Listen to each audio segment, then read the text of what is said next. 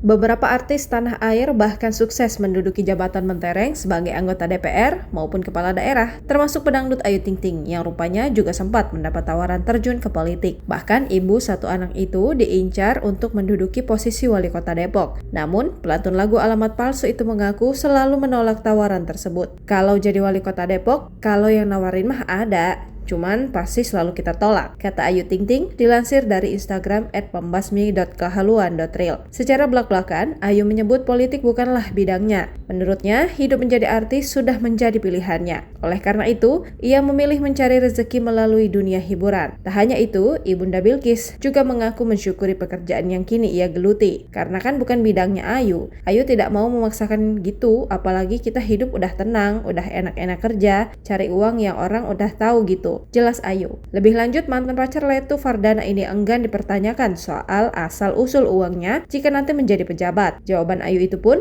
langsung mendapat reaksi positif dari netizen. Netizen salut dengan sikap Ayu yang enggan menerima tawaran politik lantaran tak memiliki ilmu dalam bidang tersebut.